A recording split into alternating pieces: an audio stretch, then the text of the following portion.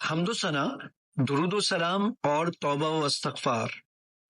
نبی صلی اللہ علیہ وآلہ وسلم نے فرمایا، کیا تم میں سے کوئی شخص روزانہ 1000 نیکی کرنے سے عاجز ہے؟ ہم نشینوں میں سے کسی نے دریافت کیا کہ ہم میں سے کوئی شخص 1000 نیکی کیسے کرے؟ آپ نے فرمایا، وہ 100 مرتبہ سبحان اللہ کہے تو اس کے لیے 1000 نیکی لکھ دی جاتی ہے اور اس کے 1000 گناہ مٹا دیے جاتے ہیں۔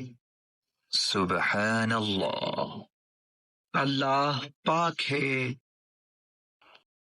جب کوئی شخص مسلمان ہوتا تو نبی اکرم صلی اللہ علیہ وآلہ وسلم اسے نماز سکھاتے، پھر اسے حکم فرماتے کہ ان کلمات سے دعا کیا کر۔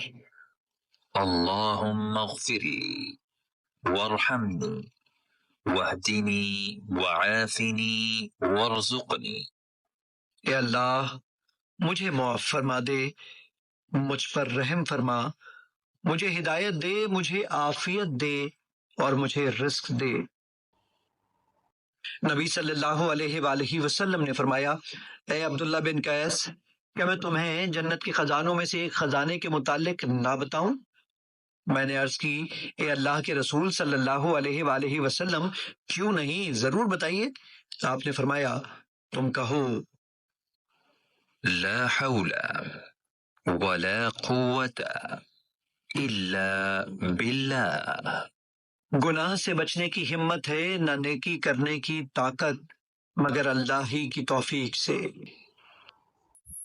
نبی صلی اللہ علیہ وآلہ وسلم کا ارشاد گرامی ہے کہ سب سے افضل دعا ہے، الحمدللہ، سب تعریف اللہ ہی کے لیے ہے، اور سب سے افضل ذکر ہے، لا الہ الا اللہ۔